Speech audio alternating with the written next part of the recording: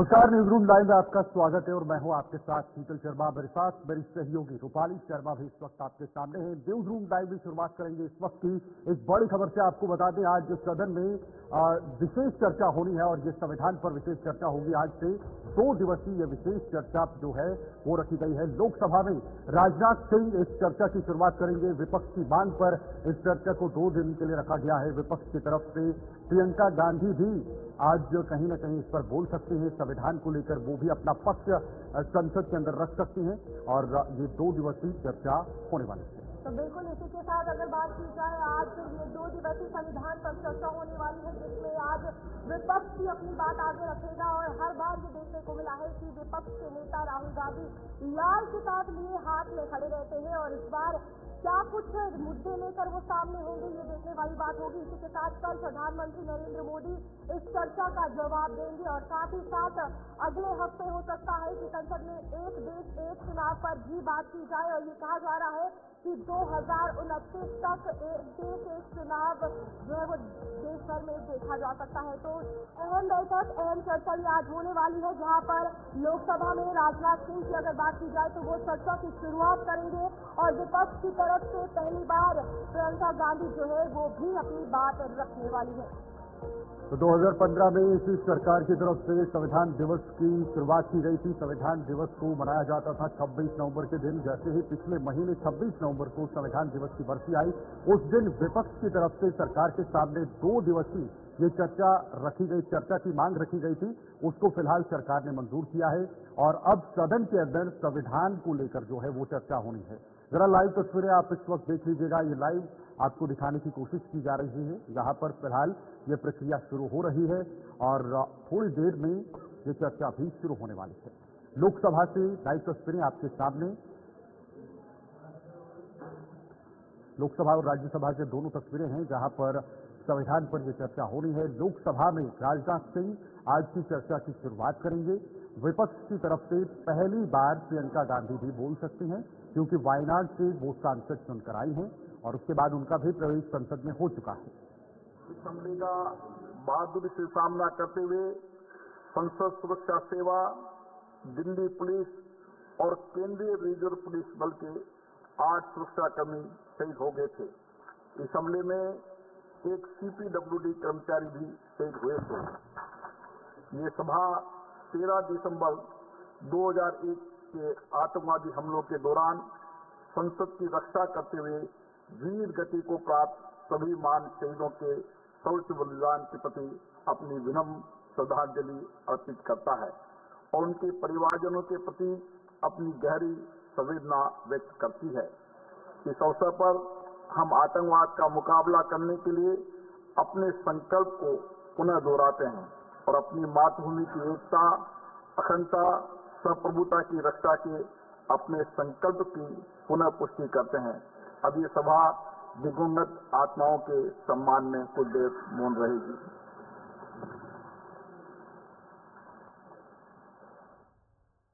बड़ी खबर, एक देश एक चुनाव पर सियासत जारी है। आपको बता दें, एक देश और एक चुनाव का मुद्दा गरमाते जा रहा है। सपा सुप्रीमो अखिलेश यादव ने बीजेपी पर जमकर हमला बोला है।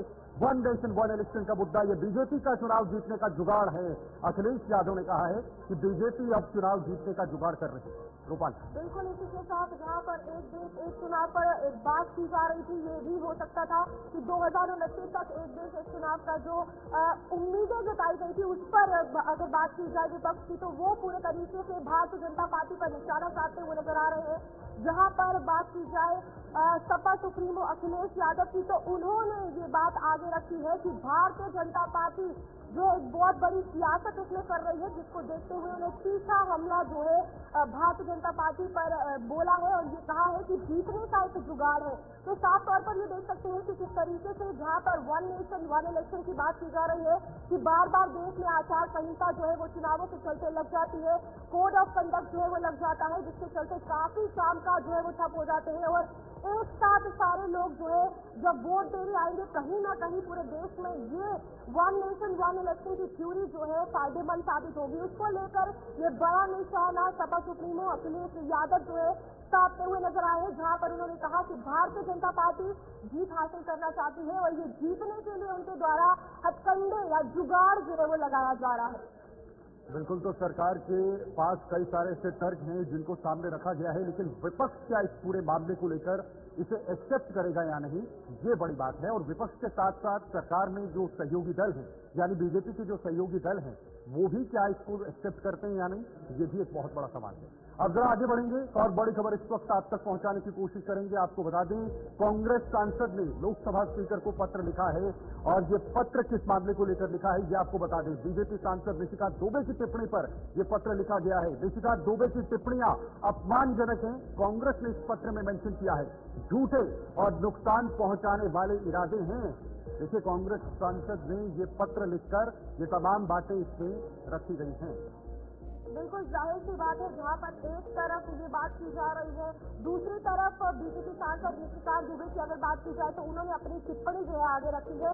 और यहाँ पर पक्ष विपक्ष की हमेशा जो है देखने को ही मिलता है कि किस तरीके से टिप्पणियां एक दूसरे पर की जाती है। लेकिन यहाँ कांग्रेस मणिकम की अगर बात की जाए तो झूठे और नुकसान पहुंचाने वाले इरादे हैं, ये भी अपने पत्र में उनके द्वारा लिखा गया है। और ये पत्र जो है स्पीकर को लिखा गया है। बीजेपी सांसद निशिकांत दुबे की टिप्पणी पर लगातार ये जो बातें निकलकर सामने आ रही है, ये देखने वाली है। और पक्ष विपक्ष की अगर बात की जाए, तर्क वितर्क हमेशा सामने होता है, टिप्पणियां हमेशा सामने होती है, जिसको लेकर ये पत्र आपके सामने है, आप देख सकते हैं स्क्रीन पर। उज्ज्वल हमारे साथ इस खबर पर ज्यादा जानकारी के लिए हमारे सहयोगी बने हुए हैं। उज्ज्वल, जरा पूरी जानकारी इस खबर को लेकर बताइएगा, क्योंकि ये पत्र लोकसभा स्पीकर को लिखा गया है कांग्रेस सांसद की तरफ से। अगर शीतल आप देखेंगे तो लगातार जो है संसद का शीतकालीन सत्र चल रहा है और चाहे सत्तारूढ़ हो या फिर विपक्ष दल हो, एक दूसरे के ऊपर कटाक्ष करते हुए दिखाई देते हैं।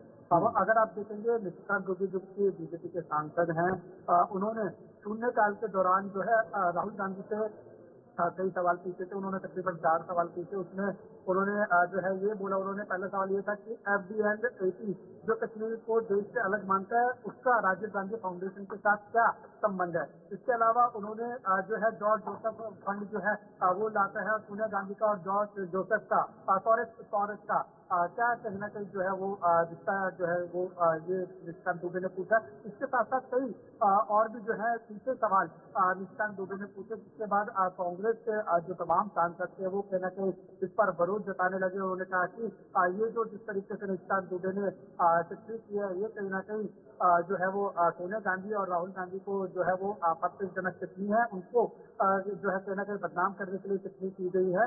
और इसीलिए ही जो मणिकम टैगोर है, उन्होंने जो है लोकसभा स्पीकर को पत्र लिखा और उन्होंने ये मांग की है कि जो भी कल निशिकांत दुबे ने बोला है संसद के अंदर, उनके जितने भी शब्द हैं उनको जो है संसद की कार्रवाई से हटाने चाहिए। और देखिए, जो नियम दिया गया है मणिकम टैगोर की तरफ से आवाज दिया गया है कि नियम के तहत हटाने से, और तकरीबन जो नियम बताया गया है 352 और 308 का हवाला जो है मणिकम टैगोर ने अपने जो ये पत्र लिखा है इसमें दिया है। अब देखना होगा कि क्या लोकसभा स्पीकर इनकी बात मानते हैं या नहीं मानते, क्योंकि अभी भी शीतकालीन सत्र जो है वो लगातार जारी है। 20 दिसंबर को जो है वो शीतकालीन सत्र ये समाप्त होगा। लेकिन ये समझाइएगा जरा, ये जो आक्रामक रवैया इस वक्त कांग्रेस दिखा रही है, सक्रिय रूप से सामने आ रही है, क्या ये रणनीति का हिस्सा है?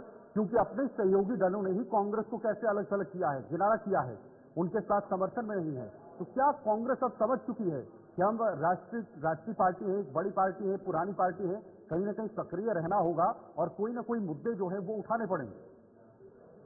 बिल्कुल, देखिए, अगर आपने बिल्कुल ठीक कहा, शीतल बीते कई सालों से देखेंगे तो कांग्रेस जो है वो काफी ज्यादा वीक जो नजर आ रही थी। लेकिन जिस तरीके से राहुल गांधी ने भारत जोड़ो यात्रा निकाली, भारत जोड़ो न्याय यात्रा निकाली, उसका कांग्रेस पार्टी को बहुत ज्यादा असर देखने को मिला। राहुल गांधी की खुद की छवि जो है वो सुधरी है, जिसका परिणाम ये रहा कि हाल ही में जो लोकसभा के चुनाव हुए 2024 में, कांग्रेस पार्टी ने अपनी जो सीटें हैं वो बढ़ाई, तकरीबन उनका आंकड़ा जो है वो 99 के आसपास पहुंच गया। और फिर उसके बाद गांधी परिवार के 3 सदस्य जो है सब संसद के अंदर पहुंच चुके हैं। सोनिया गांधी जो है वो राज्यसभा के सांसद हैं। उसके बाद प्रियंका गांधी वाड्रा पहली बार संसद के अंदर पहुंची हैं और राहुल गांधी लोकसभा में नेता विपक्ष है। तो कहीं ना कहीं कांग्रेस पार्टी समझ चुकी है कि अपनी रणनीति में उनको बदलाव करना पड़ेगा।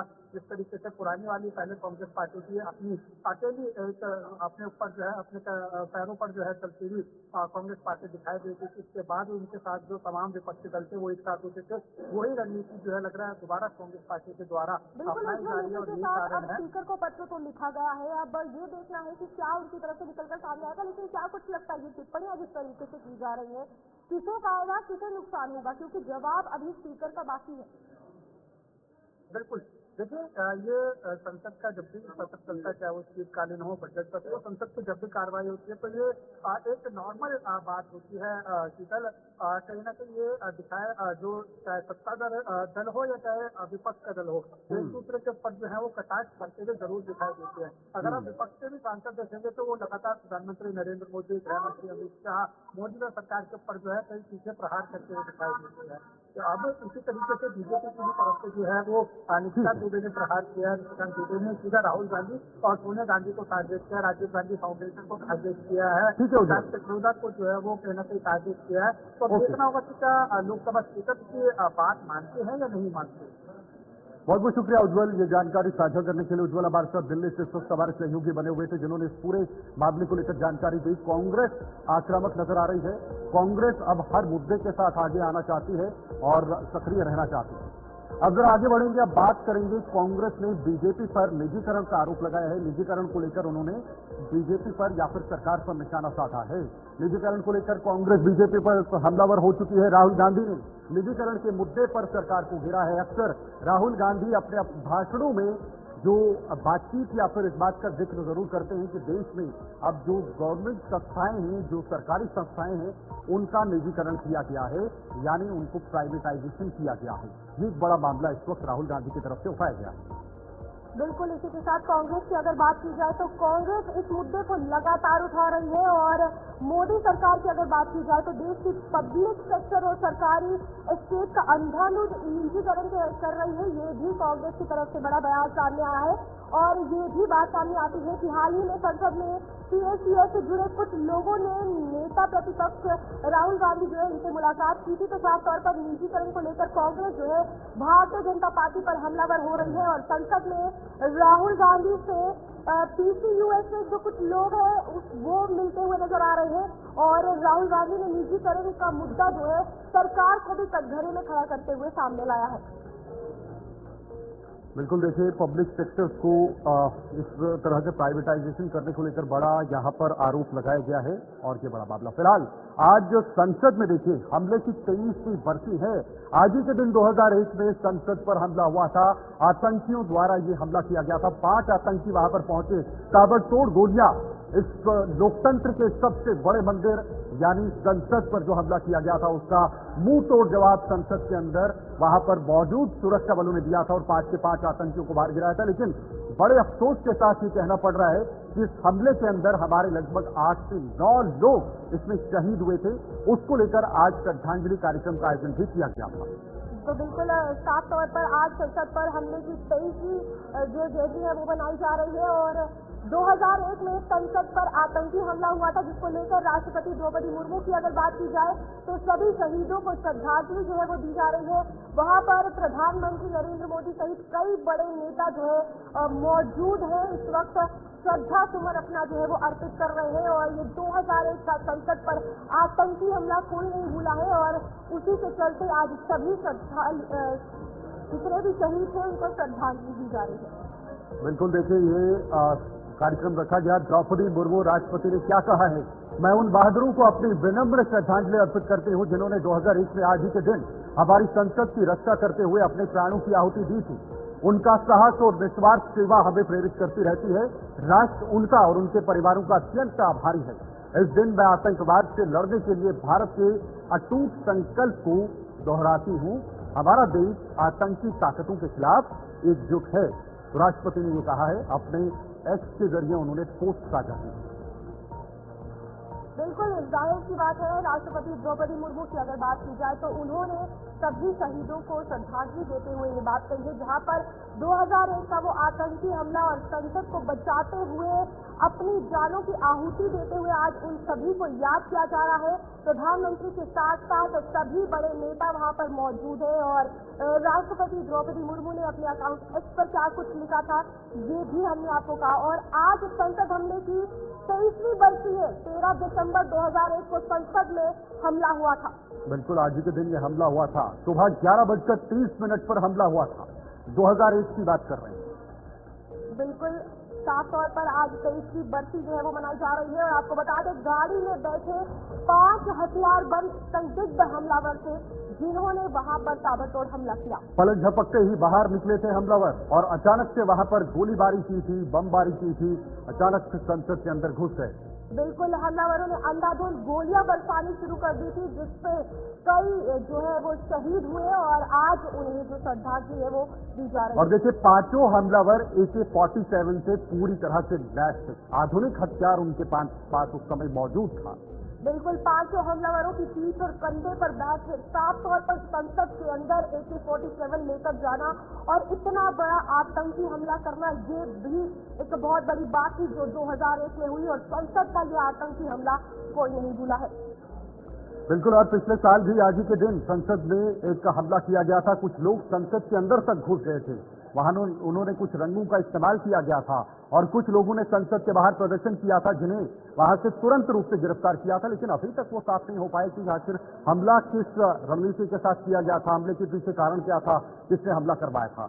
चलिए अब जरा आगे बढ़ेंगे, अब बात करेंगे झांसी में 100 लोगों पर FIR दर्ज की गई है। एक और बड़ी खबर इस वक्त आपको बता रहे हैं, जहां पर 100 लोगों पर FIR दर्ज करने का मामला सामने आया है। NIA की टीम पर हमले का मामला निकल कर आया है। NIA की टीम पर हमला किया गया था, उसी को लेकर फिलहाल 100 लोगों को इसमें FIR जो है उन पर लगी हुई है। NIA टीम ने मदरसा संचालक को छोड़ा हुआ है। तो बिल्कुल साफ तौर पर ये बड़ी खबर सामने आ रही है, जहां झांसी में 100 लोगों पर FIR दर्ज की गई है। और ये FIR इसीलिए दर्ज की गई है क्योंकि NIA की टीम पर हमला जो है वो किया गया और NIA टीम ने मदरसा संचालक को फिलहाल छोड़ा है और साइबर क्राइम पुलिस स्टेशन से मुफ्ती खालिद को रिहा किया गया है। मदरसा संचालक की गिरफ्तारी का विरोध जो है वो किया गया था, जिसके चलते NIA की टीम पर हमला किया गया और झांसी में 100 लोगों पर FIR दर्ज हुई। बिल्कुल, देखिए, NIA की टीम ने 15 घंटे से अधिक समय तक पूछताछ करने के बाद मुफ्ती खालिद को पुलिस ने छोड़ दिया है। झांसी के साइबर क्राइम पुलिस स्टेशन से मुफ्ती खालिद को रिहा किया गया है। लेकिन NIA अधिकारियों ने जैसे मोहम्मद से जुड़े व्यक्तियों को कट्टरपंथी बनाने और आतंकवादी प्रचार प्रसार से जुड़े मामले में मुफ्ती खालिद के आवास पर छापा मारा था और मुफ्ती खालिद के घर पर NIA की टीम गई थी और ऑनलाइन दीनी तालीम मुफ्ती खालिद देते हैं, ये पूरा मामला है। और देश विदेशों में ऑनलाइन दीनी तालीम वो देते हैं, इसको लेकर वो छापेमारी की गई। बिल्कुल, आपको बता दें, NIA अधिकारियों ने जैसे मोहम्मद से जुड़े व्यक्तियों को कट्टरपंथी बनाने और आतंकवादी प्रचार प्रसार से जुड़े मामलों में मुफ्ती खालिद के आवास पर जो छापा मारा था। मुफ्ती खालिद के घर पर NIA की टीम जो है वो गई थी। ऑनलाइन दीनी तालीम देते थे मुफ्ती खालिद, जिसको लेकर उनके घर पर छापा मारा गया और ये देखने को मिला कि मुफ्ती खालिद को गिरफ्तार करने के विरोध में ये प्रदर्शन जो है वो किया गया और उसी के साथ हमला भी जो है NIA की टीम पर किया गया, जिसके बाद ये पूरा मामला आपके सामने है और 100 लोगों पर FIR जो है वो दर्ज की गई। इसके बाद फिलहाल NIA टीम ने मदरसा संचालक को छोड़ दिया है। साइबर क्राइम पुलिस स्टेशन से मुफ्ती खालिद को रिहा किया गया है, लेकिन 100 लोगों पर इसमें शिकंजा कसा हुआ है। झांसी में 100 लोगों पर FIR दर्ज हुई है, क्योंकि ये FIR इसलिए दर्ज की गई है क्योंकि वहां पर इन्होंने विरोध किया था। देखिए, मदरसा संचालक रिहा हुआ है, मुफ्ती खालिद को रिहा किया गया। बिल्कुल, इसी के साथ NIA ने मुफ्ती खालिद को छोड़ा है और ये पूरी जो मामला है आपके सामने है, जहां पर NIA की टीम पर ही हमला किया गया और मुफ्ती खालिद को गिरफ्तार करने के विरोध में ही ये प्रदर्शन जो है किया गया, जहां पर एक तरफ मुफ्ती खालिद जैसे मोहम्मद से जुड़ी तालीम जो है वो दे रहा था। आतंकवादी संबंधी गतिविधियों को लेकर हिरासत में लिया गया था। आतंकवाद से संबंधित ये पूछताछ की गई थी और उन गतिविधियों को लेकर ही उसे हिरासत में लिया गया था। लगभग 18 घंटे की पूछताछ उससे की गई, उसके बाद उसे छोड़ दिया गया क्योंकि लोगों ने भी विरोध किया। लेकिन जिन्होंने इस पूरे मामले में विरोध किया था उन लोगों को बिल्कुल पूछताछ के लिए जो है आपको बता दें कि मुफ्ती खालिद को हिरासत में लिया गया था और उसके बाद ये पूरा जो मामला है सामने आया और 100 लोगों पर FIR दर्ज हुई। और यहाँ पर सबसे बड़ा सवाल ये है कि मदरसा संचालक है और उस पर स्थानीय लोगों ने विरोध जो है वो किया था, क्यों, और जिसके चलते ये सामने दृश्य आए कि विरोध जो है जंगल लोगों स्थानीय लोगों द्वारा किया गया। एक तरफ से ये बात सामने आई कि NIA की टीम ने छापा इसलिए मारा क्योंकि वहां पर साफ तौर पर ये देखने को मिला था कि आतंकी तालीम जो है वो उससे जुड़ी दी जा रही थी। ये जिसके चलते मामला दर्ज किया गया था, आपको बताना चाहेंगे ये बड़ा मामला, लेकिन फिलहाल उसे रिहा कर दिया है एनआई की टीम ने। और मामला देखिए, एनआई की टीम ने लगभग 15 घंटे से अधिक उससे पूछताछ की है और उसके बाद मुफ्ती खालिद को पुलिस ने छोड़ दिया है।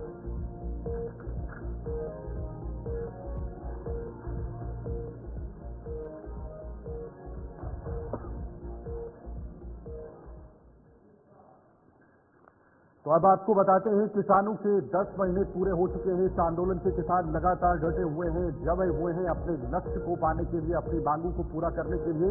सरकार के सामने इस वक्त पूरी तरह से किसान सजग नजर आ रहे हैं और इस वक्त शंभू खनौरी बॉर्डर पर जो है वो डटे हुए हैं। लगभग 10 महीने पूरे हो चुके हैं। कई बड़े किसान नेता खनौरी बॉर्डर पहुंचेंगे। इसमें किसान नेता जगजीत सिंह डल्लेवाल का हालचाल भी जानेंगे, क्योंकि कई दिनों से वो आमरण अनशन पर बैठे हुए हैं अपनी मांगों को लेकर और लंबे समय से यह आंदोलन भी चल रहा है। केंद्र सरकार के सामने कई बार बातचीत भी हुई। दोनों चाहे वो किसानों का संगठन हो, किसानों के बड़े नेता हो या फिर केंद्र सरकार के लोग हों, बातचीत तो हुई रूपाली, लेकिन कोई हल नहीं।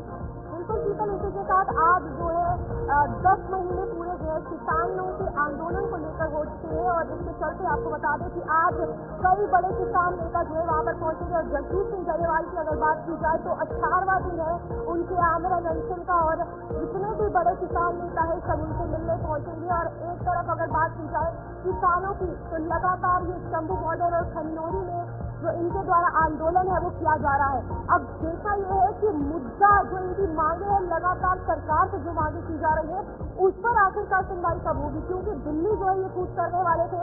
हरियाणा से एंट्री जो है वो बंद कर दी गई, जिसके बाद शंभू और खनौरी बॉर्डर पर जो है इन्होंने अपना आंदोलन शुरू किया। और आज किसान आंदोलन के चलते 10 महीने पूरे हो चुके हैं और यहाँ पर आज बड़े किसान नेता एक तरफ जहाँ पर अगर बात की जाए जगजीत सिंह डल्लेवाल से मिलने पहुंचेंगे, तो दूसरी तरफ आपको बता दें कई बड़े नेता और साथ प्रधानमंत्री का जो पुतला है वो भी जलाएंगे। देखिए, किसानों का आंदोलन कल दिल्ली कूच करेगा। किसानों का जत्था, किसानों का जत्था कल दिल्ली कूच करने वाला है। पहले 2 बार किया लेकिन सफल नहीं हुआ। बिल्कुल, लेकिन इसी के साथ शंभू बॉर्डर पर पुलिस का कड़ा पहरा भी जो है वो देखा जा रहा है। देखिए, शंभू बॉर्डर पर पुलिस ने कड़ा पहरा कर दिया है। चप्पे चप्पे पर पुलिस तैनात है। राकेश टिकैत सहित अन्य किसान नेता पहुंचेंगे खनौरी बॉर्डर। और इसी के साथ जगजीत सिंह डल्लेवाल की अगर बात की जाए तो उनकी हालचाल और सेहत जो है किस तरीके से है वो भी पूछेंगे। और क्योंकि 18 दिन का आमरण अनशन जो है अभी उनके द्वारा किया जा रहा है। बड़ी बात है, बिल्कुल किसान नेता जगजीत सिंह डल्लेवाल का हाल पूछेंगे किसान नेता। तमाम जो किसान संगठन है, उनके किसान जो नेता हैं वो उनके पास पहुंचेंगे, उनसे हालचाल जानने की कोशिश करेंगे। कल फिर दिल्ली के लिए कूच करेगा किसानों का जत्था। और यहाँ पर सभी अगर शंभू बॉर्डर की बात की जाए और खनौरी की बात की जाए तो बड़ी संख्या में किसानों के आने की संभावना जो है वो जताई जा रही है।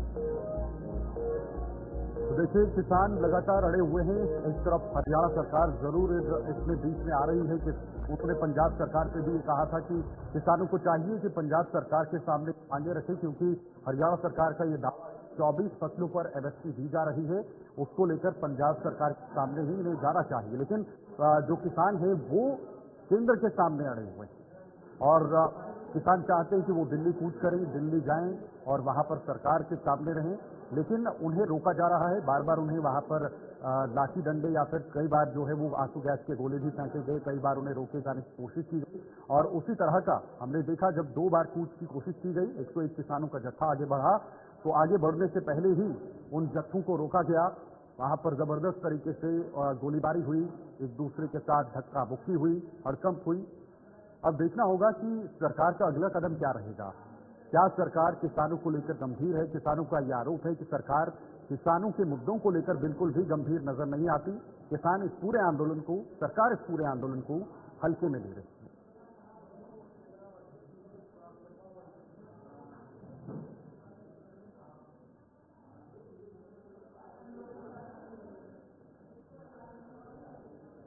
तो देखिए, 10 महीने पूरे हुए हैं। कई बड़े किसान नेता आज खनौरी बॉर्डर पहुंचेंगे, वहां पर डल्लेवाल का हाल भी जानेंगे। नवदीप चावड़ा ब्यूरो चीफ वारिसत पंजाब से ज्वाइन हुए हैं। नवदीप जी, किसानों का रुख फिर से दिल्ली का है, लेकिन आज 10 महीने भी पूरे हुए हैं। डल्लेवाल का हालचाल भी किसान के नेता वहां पर जानेंगे। जरा पूरा ये प्रकरण समझाइएगा, क्या आगे कदम होंगे किसानों के? देखिए जी, बिल्कुल 13 फरवरी को आंदोलन जो था शंभू बॉर्डर और खनौरी पर शुरू हुआ था और जाहिर सी बात है चाहे 10 महीने आंदोलन के पूरे हुए हैं, लेकिन इसी बीच एक बड़ी चिंता सरकारों के लिए ये है क्योंकि जगजीत सिंह डल्लेवाल जो एक बड़े नेता हैं पंजाब के अंदर किसान यूनियन के, वो पिछले 18 दिन से आमरण अनशन हम कह सकते हैं मरण वर्ष पर हैं और उनकी हालत जो है वो लगातार बिगड़ रही है। थोड़ी देर पहले अभी जो एक मेडिकल बुलेटिन जारी किया गया उसमें ये साफ तौर पर कह दिया गया कि उनकी किडनियों को नुकसान पहुंच रहा है क्योंकि इनटेक बिल्कुल नहीं ले रहे हैं, पानी भी नहीं पी रहे हैं और उनकी हालत जो है वो काफी ज्यादा खराब है। लगातार वजन उनका कम हो रहा है और उनको खड़ने में कहीं ना कहीं दिक्कत हो रही है और डॉक्टर का ये भी कहना था कि उनको कभी भी अटैक आ सकता है और उनकी मौत हो सकती है। और अगर बॉर्डर पर डल्लेवाल जैसे नेता की मौत होती है तो आप समझ सकते हैं कि एक सहानुभूति सेक्टर जो है वो कहीं ना कहीं रहेगा और बड़ी संख्या के अंदर एक बार फिर बॉर्डर के ऊपर किसान जो है वो इकट्ठा होने शुरू हो जाएंगे। तो ऐसे में अब बिल्कुल नब्बी सरकारों के साथ किसानों के इस आंदोलन की अगर बात की जाए, सरकार को सुनना कितना ज्यादा जरूरी है, समझना कितना ज्यादा जरूरी है और फैसला लेना तो बात की बात है, लेकिन किसानों की बात आगे जो सरकार से वो अपील कर रहे हैं कि वो सुने, उनकी मांगों को लेकर जो है कुछ फैसला सुनाया जाए, उस पर क्या कुछ लगता है कि कितना जरूरी है पहले बात सुने फिर फैसले के बारे में सोचे? देखिए, अगर पंजाब सरकार की बात करें तो यहाँ पर जब भी किसानों के आंदोलन हुए हैं तो मुख्यमंत्री ने तुरंत किसानों को बातचीत के लिए बुलाया था और पंजाब सरकार जहाँ तक फैसले ले सकती है वो फैसले भी लिए गए, यानी कि अपने स्तर पर पंजाब सरकार की तरफ से कमी नहीं की गई और यही कारण था कि पंजाब के अंदर जो बड़े आंदोलन हुए वो कहीं ना कहीं बंद हो गए। अब ये आंदोलन सीधे सीधे केंद्र सरकार के खिलाफ है क्योंकि 12 बड़ी जो मांगे हैं उसका सीधा संबंध केंद्र से है, लेकिन इतने दिनों से आंदोलन चल रहा है, केंद्र सरकार की तरफ से या केंद्रीय खेती बड़ी मंत्रालय की तरफ से कोई भी बातचीत का प्रस्ताव किसान यूनियन के पास नहीं आया। और आप देखिए सरवन सिंह पंधेर जो शंभू बॉर्डर पर मोर्चे की अगुवाई कर रहे हैं उनका बार बार यही कहना है कि हम दिल्ली नहीं जाना चाहते। अगर किसान से बातचीत का प्रस्ताव कोई सरकार भेजती है तो हम अपना ठीक है नवजीत जी, बहुत बहुत शुक्रिया आपका इस जानकारी के लिए। किसान अड़े हुए हैं और किसान दिल्ली कूच कर रहे हैं, करना चाहते हैं, लेकिन उनका ये भी कहना है कि अगर सरकार हमें बातचीत का प्रस्ताव रखती है, सरकार आगे बढ़ती है तो हम बातचीत करने के लिए भी तैयार हैं, हम दिल्ली नहीं जाएंगे। फिलहाल वक्त एक छोटे से ब्रेक का है, आप बने रहिए हमारे साथ।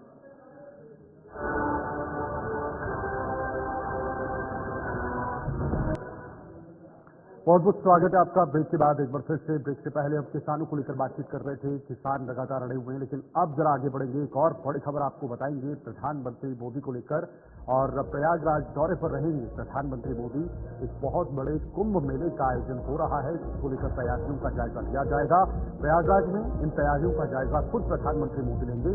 कुंभ साहिब चैटबॉट का शुभारंभ भी प्रधानमंत्री मोदी आज करने वाले हैं। तो बिल्कुल इसी के साथ आपको बात बता दें, आज प्रधानमंत्री नरेंद्र मोदी जो है प्रयागराज दौरे पर रहने वाले हैं और इसी के चलते कई सारी सौगातें जो है उत्तर प्रदेश को दी जाएंगी। लगभग 7,000 करोड़ की सौगातें और 55 करोड़ के नई परियोजनाओं का शिलान्यास और लोकार्पण जो है आज किया जाएगा, जिसके चलते प्रधानमंत्री नरेंद्र मोदी अब वहां पहुंचेंगे। दूसरी तरफ महाकुंभ की तैयारियां पूरी तरीके से कर ली गई है और अभी जोश और खरोश के साथ सभी नेता जो है तैयारियां कर रहे हैं। और इस वक्त महाकुंभ को लेकर अगर बात की जाए, देश और दुनिया में जाने माना मेला महाकुंभ जहां लाखों की संख्या में लोग आते हैं, उसका भी शुभारंभ जो है वो किया जाएगा और कई परियोजनाओं का शिलान्यास और लोकार्पण भी किया जाएगा। बिल्कुल देखिए, प्रधानमंत्री मोदी का ये बहुत महत्वपूर्ण दौरा है क्योंकि महाकुंभ का जो मेला है वो 2025 से होने वाला है, जिसकी तैयारियों का जायजा खुद पीएम मोदी लेंगे। इतना ही नहीं, प्रदेशवासियों को कई सौगातें भी प्रधानमंत्री मोदी की तरफ से आज मिलने वाली हैं। इस दौरान उत्तर प्रदेश के राज्यपाल और साथ साथ मुख्यमंत्री योगी आदित्यनाथ भी प्रधानमंत्री मोदी के साथ मौजूद रहेंगे।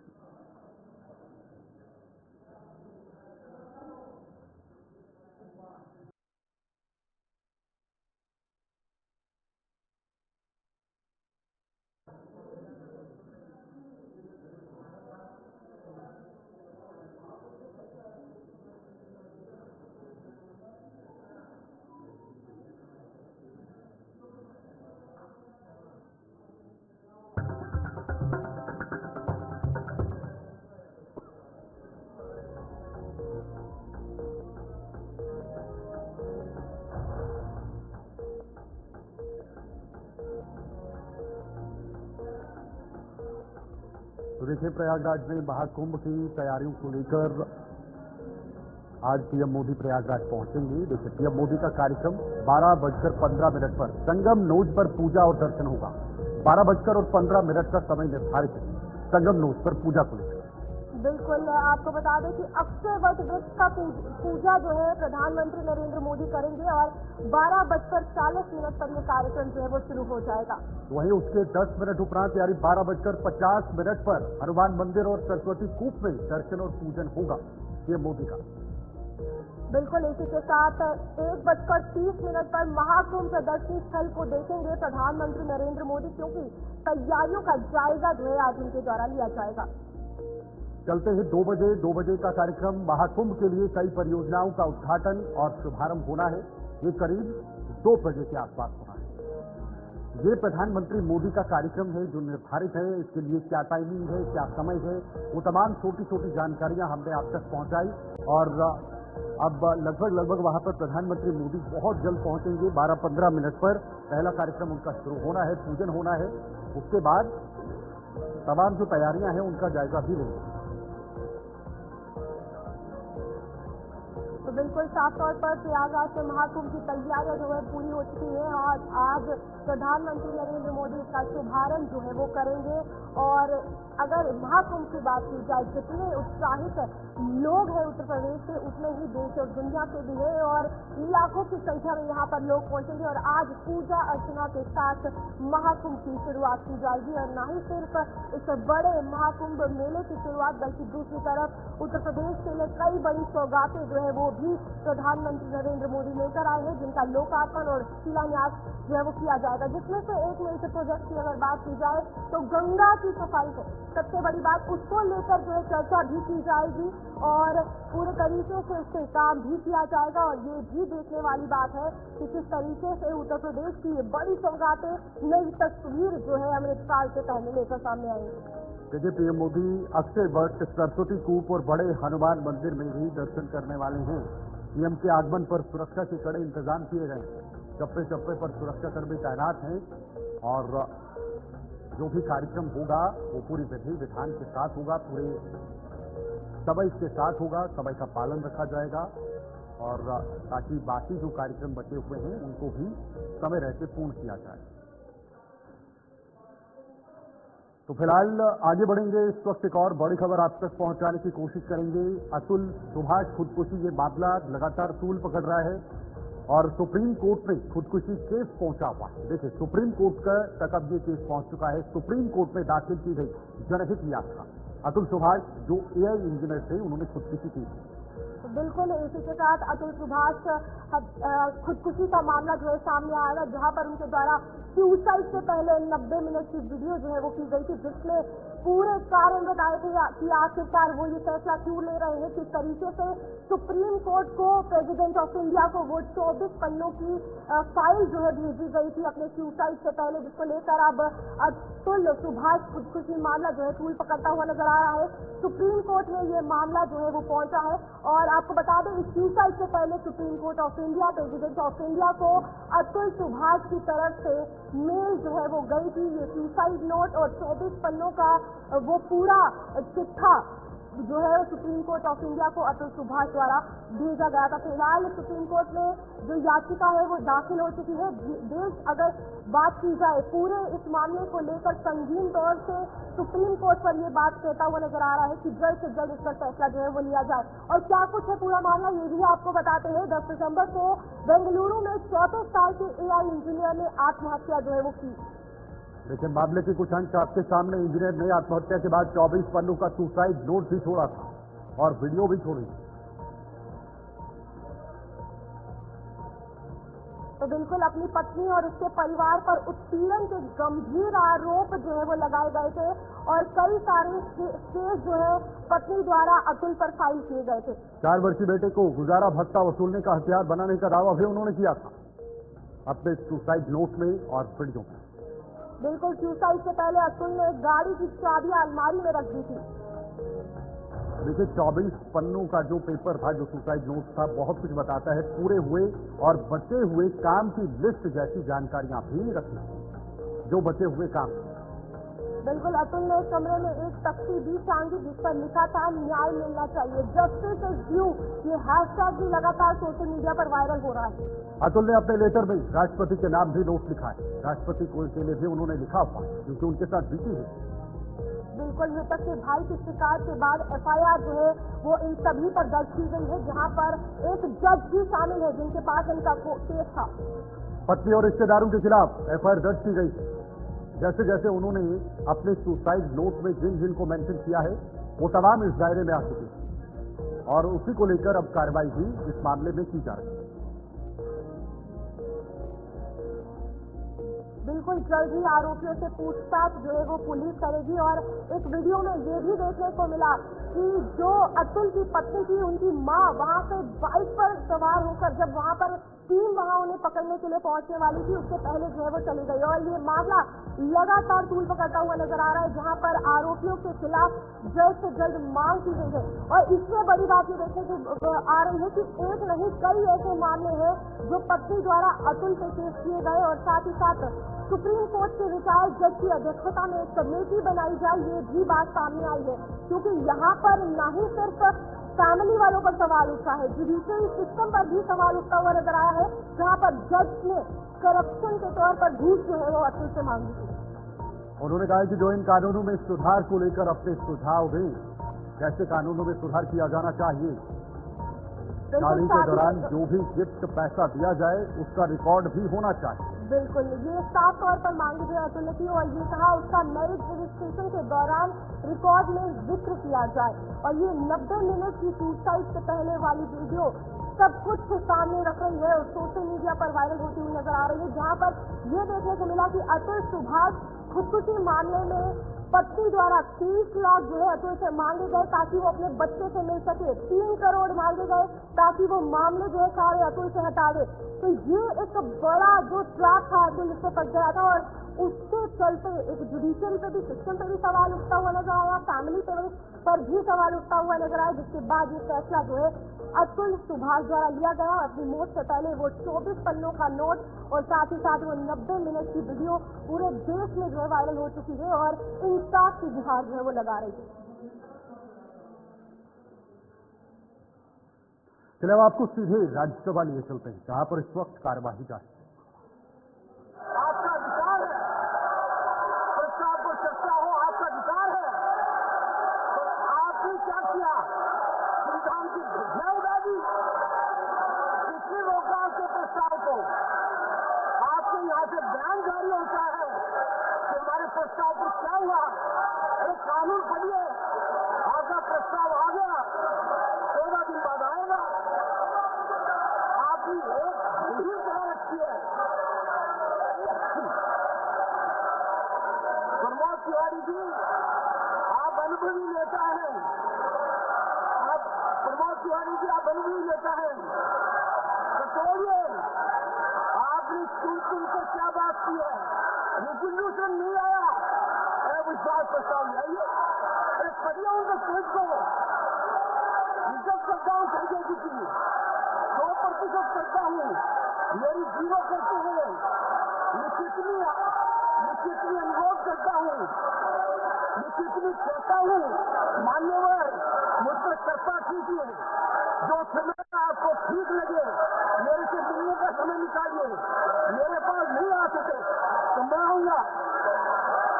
देखिए, आप अपने हिसाब से, आपका तो एक कदम हो गया है कि मेरे को चिट्ठी को जाना है।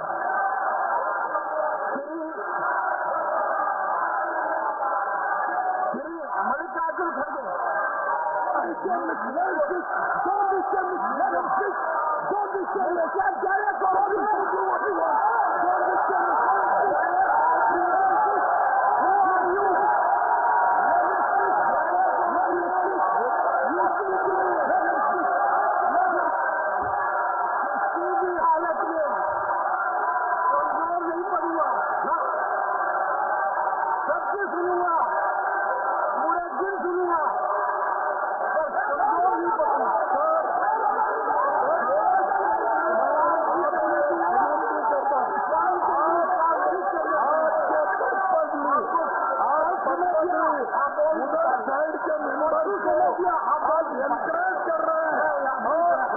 के खिलाफ बात करने के लिए आप कोशिश कर रहे हैं।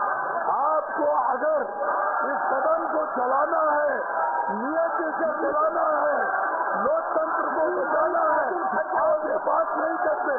हर आदमी उठ के, हर मेंबर उठ के 5-5 मिनट, 10-10 मिनट बात करता है। मेरा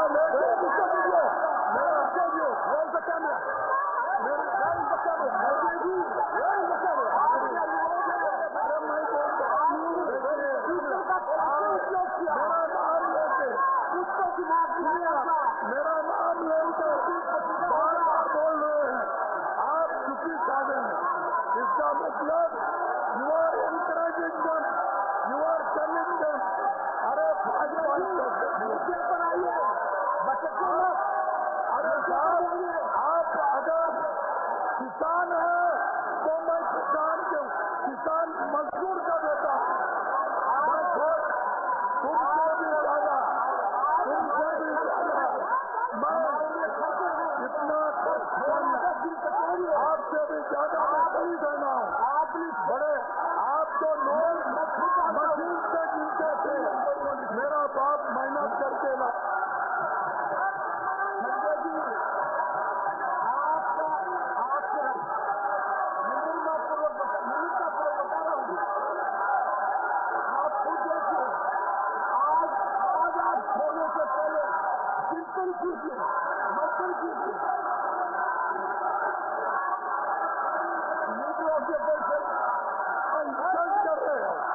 आप उनको बोलने दे रहे हो।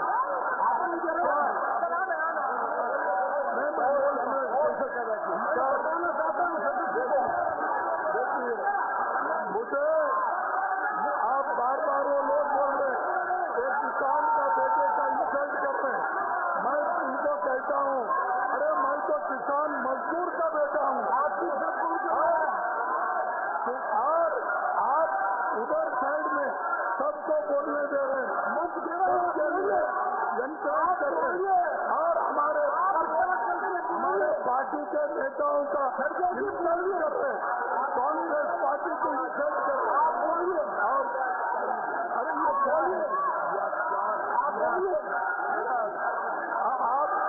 ये बोलिए, अगर आप ये करना चाहते हैं, इस ढंग से अगर चलाना चाहते हैं, तो इसकी जिम्मेदारी आपकी है।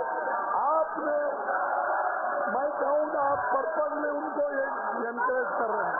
मैं तो बताओ, उनको बताओ, मेरी बात बोलता हूँ। क्यों आपके तारीफ सुनने के लिए हम नहीं आए साहब, आपकी तारीफ सुनने के लिए नहीं आए। हम देश के मुद्दे कुछ चर्चा, अरे देश के मुद्दों पर चर्चा करने के लिए आपको पसंद है। हम लोगों के समस्या को सुलझाने के लिए आए।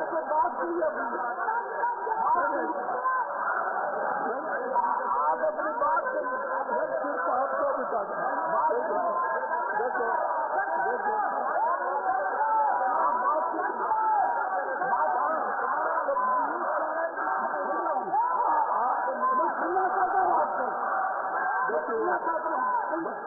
अरे आप मेरी बात ही नहीं सुनते। देखिए बिठाओ उनको, मैं सुन रहा हूँ।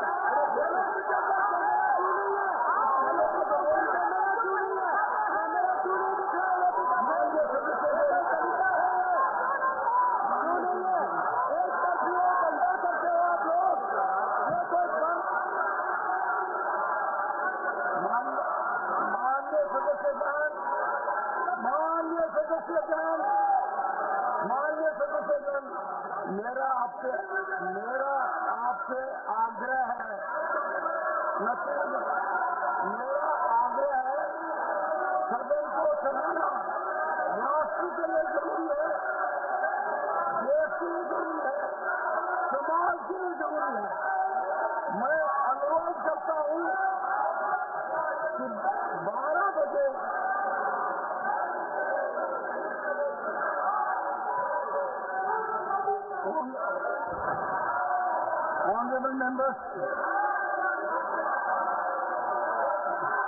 Honorable members,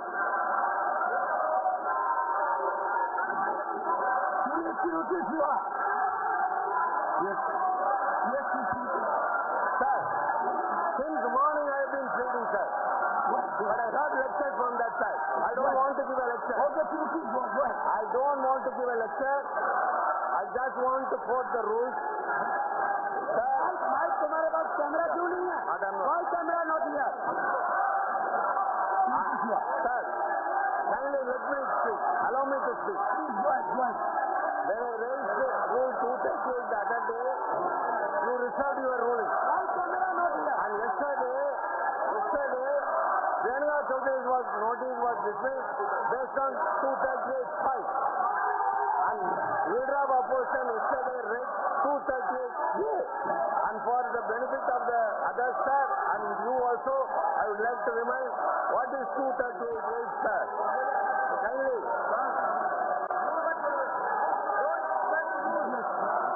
Kindly, please. उधर कितने लोग किसी मिनट बोले गालियां बोल रहे हैं, अनपार्लियामेंट्री वर्ड बोल रहे हैं। Sir, no allegation of a defamatory or incriminatory nature can be made by a member against any other member or member of the House unless the member making the allegation has given previous intimation to the chairman and also to the minister concerned. Sir, for the past 2 days, allegations have been raised against the members of this House, Mr. Sonia Gandhi, the leader of opposition, and as well as members of the other House. Sir, you are the custodian of this House, custodian of the rules. The House has to function upon the procedures and rules, sir. You have to uphold the rules. And all those I have spoken about, individual members have to be expunged. If it's a point of order, it's a point of order. Sir. No. Sir.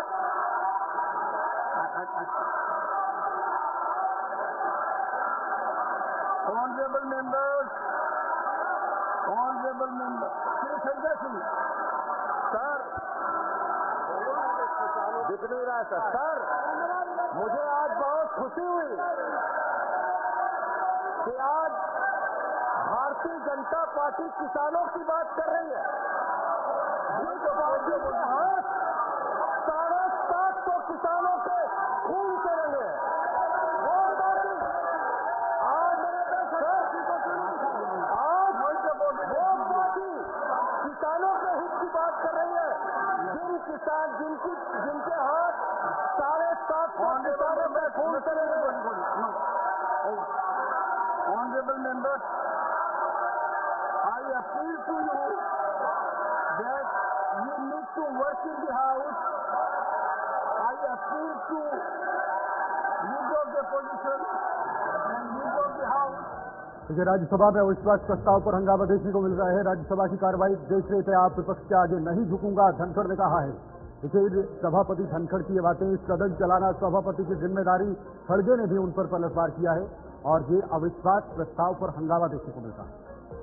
तो बिल्कुल तस्वीर आपके सामने थी, जहां पर राज्यसभा में हंगामा देखने को मिल रहा था, जिसके चलते कार्रवाई जो है वो स्थगित कर दी गई है। एक तरफ विपक्ष जो है वो पीछे नहीं हटा, लगातार बयानबाजी जो है वो की जा रही है, जिससे सभापति की भी अगर बात की जाए तो उनकी तरफ से भी काफी सारे बयान जो है सामने आए और इस वक्त राज्यसभा की कार्रवाई जो है स्थगित कर दी गई है, क्योंकि लगातार विवाद जो है वो देखने को मिल रहा है। और आज भी वही हुआ जो उम्मीदें जताई गई थी कि पक्ष और विपक्ष में ये विवाद होगा और सदन के चलते ये माहौल किस तरीके से रहे, ये सभापति की जिम्मेदारी है। इस तरीके के बयान भी विपक्ष की तरफ से सामने आए। चलिए, फिलहाल न्यूज रूम लाइव में आज के लिए था, कल फिर हाजिर होंगे, तब तक के लिए दीजिए इजाजत। नमस्कार।